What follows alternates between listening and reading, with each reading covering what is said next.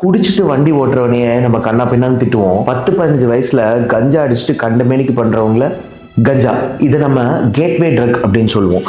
சாதாரணமா சிகரெட் பிடிக்கிறதோ இல்ல தண்ணி சாப்பிட்ற பழக்கம் இருக்கிறதோ ஸ்டார்டிங் தான். பட் எப்போ ஒரு நபர் கஞ்சா ஆரம்பிக்கிறாங்களோ அதுல இருந்து ஹையர் ஃபார்ம் ஆஃப் அடிக்ஷன், அதாவது அதிக போதை கொடுக்கக்கூடிய பொருட்களை தான் அவங்க மூளை தேடி போகும். இதனால தான் கஞ்சாவை ரொம்ப டேஞ்சரஸ் அப்படின்னு நம்ம சொல்கிறோம். எஸ்பெஷலி சின்ன பசங்களுக்கு இந்த மாதிரியான பொருட்கள் உபயோகப்படுத்தும் போது அவங்களுக்கு பிரமையில் நிறைய விஷயங்கள் உண்டாகும். உதாரணத்துக்கு காதில் யாரோ பேசுகிற மாதிரி, இல்லாத உருவம் தெரிகிற மாதிரி, அவங்களோட டேஸ்ட் பட்ஸ் ரொம்ப அதிகரிக்கிற மாதிரி, அவங்களுக்கு இருக்கக்கூடிய சின்ன சின்ன உணர்வுகள் எல்லாமே ரொம்ப ஜாஸ்தியாகும்.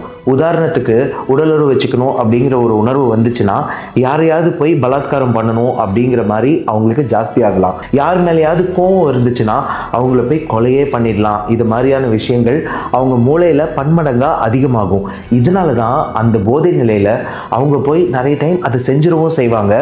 பட் இந்த விஷயத்துக்கு குற்ற உணர்ச்சி கூட உங்களுக்கு இருக்காது. நான் டாக்டர் அர்த்தநாரி மாணிக்கவாசகம். இந்த கஞ்சா இது காஸ் பண்ணக்கூடிய ப்ராப்ளம்ஸ் பற்றின ஃபுல் வீடியோ எங்களோட யூடியூப் சேனலில் இருக்குது. உங்களுக்கு வேணும்னா கண்டிப்பாக போய் பாருங்கள்.